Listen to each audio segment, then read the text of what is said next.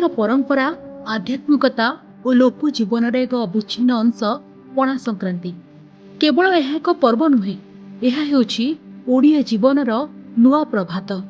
एही दिन ठारू आरंभ होइछि ओडिया नववर्ष और नूतन पंजिकार प्रचलन। पुरी श्री मंदिर रे महाप्रभुଙ୍କ निकटरे विशेष नीतिकांति और नूतन पंजिका पाठ करा जाइछि। भक्ति और शक्तिर प्रतीक वीर हनुमानଙ୍କ जयंती भावे मध्य एही दिन को पालन करा जाइछि। विभिन्न हनुमान मंदिर रे पूजार्चना सह गाँ ठू सहर पर्यंत सबुठी उत्सव मुखर होइछि। पुरी रे जागा आखड़ा गुड़िकरे कुस्ती, बाड़ी खेल और रणकौशल शिक्षार शुभ अनुकूल करा जाइछि। सेहीपरि श्रीक्षेत्र रे पणा और छतुआ बंटन सह भक्त मानकर भिड़ देखा मिली।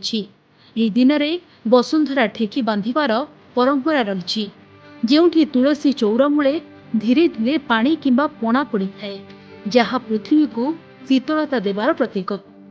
बैशाख मास पणा संक्रांति ओडिया मानकर नुआ वर्ष।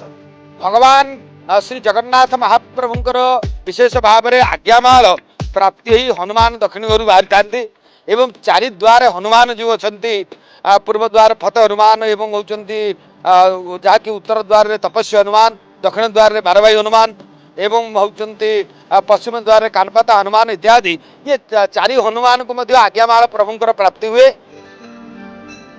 विषुव संक्रांति रे पणा सेवनर विशेष महत्व रही। राज्यर पुरपल्ली रे दही, छेना, कदली, फल और बेल मिसाई प्रस्तुत करा जाइछि पणा। राजधानी भुवनेश्वर मध्य पणा बंटन, सांस्कृतिक कार्यक्रम और सम्मिलित उत्सव माध्यम ओडिया नववर्ष को पालन करा जाइछि। ए अवसर रे उपमुख्यमंत्री प्रभाती परिडा समस्त ओडिया मानक सुख समृद्धि कामना करिसेंते। ओडिया मानक पई आज दिन एक समानतार दिन एवं आम सब ओडिया आज हनुमान जयंती एवं ओडिया नववर्ष। प्रभु हनुमान आम समस्त को बलशाली, दक्षताशाली, समृद्धिशाली करंतु। विश्व रे थिबा समस्त ओडिया भाई भौणी माने सुरक्षित रुहंतु, यही मो प्रार्थना।